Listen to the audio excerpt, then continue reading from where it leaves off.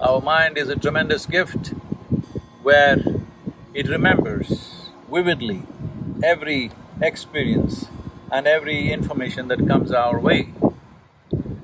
Well, this can be transformed into a phenomenal imagination, but if you lose control over your imagination, if you lose the discrimination as to what is imagination and what is reality, what is future, what is present and what is past, then your mind will become your greatest enemy. Most human beings are not suffering life, they're just suffering their memory and their imagination. What happened 10 years ago, they still suffer. What may happen day after tomorrow, they already suffer. This is not about life.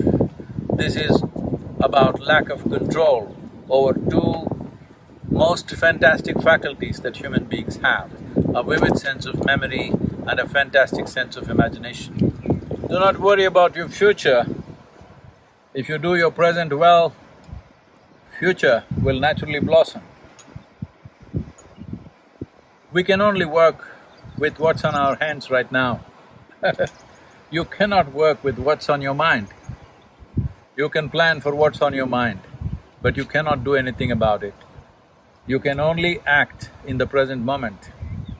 You can only handle what is there right now. Those of you who too engrossed in your own thoughts and emotions, constantly being maybe on social media or something, I think you must get rid of your phone and take a walk in the forest.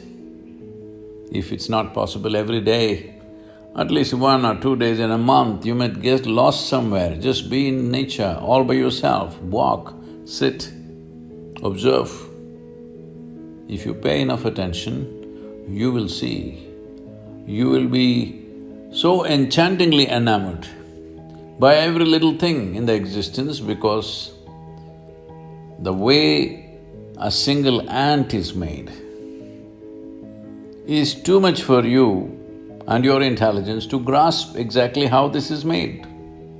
Those who have not peeled their eyes to the creation get too enamored with their own mental creations, which is their thought, the juicy part being emotion.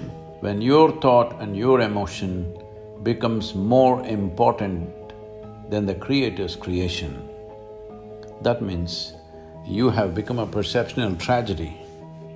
You have not realized the nature of life at all. We know many things, we can do many things, but we do not know anything in its entirety. So this is the nature of the existence. If you pay attention to it, naturally your own thought and emotion will sink to the background. You can still enjoy them, but you know how insignificant it is. So it's very important that if you want to experience the multifarious dimensions of life, you have to be non-serious. You become serious only because you have taken your own existence too seriously, though we exist here for a minuscule amount of time in this cosmos. This is a vast cosmos. The very planetary system, the solar system in which we exist is a speck. In that, planet Earth is a micro speck. In that micro speck, the place you live or the city you live is a super micro speck. In that, you have become a big man or woman, and that's the reason why you're so serious about life.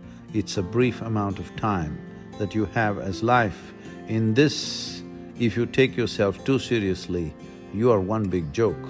The secret of life is to see everything with a non-serious eye, but to be absolutely involved like a sport.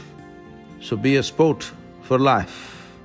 If you want to be a sport for life, you have to be able to see that your existence is of consequence for the times in which we live, but not of eternal consequence unless you touch the eternal dimension of who you really are.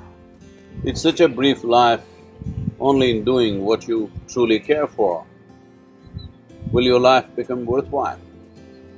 If genuine involvement has to come in your life, for you to give yourself absolutely, you must be doing something that truly matters to you. It's important that you find that. When I say it's important to find that, you don't have to spend half your life looking for what is my passion. No, you just have to dig into this ability of you making everything yours. When everything is yours, this whole world is yours, this cosmos is yours. So when it is a part of you, if you involve yourself absolutely and constantly strive to create what matters to you, what you really care for, then your existence itself will be worthwhile. Not necessarily your actions, not necessarily what you achieve and may not achieve, but your very existence will be truly worthwhile, because just to breathe and be is a phenomenon. There is no greater phenomenon in life. If this is not worthwhile, what is?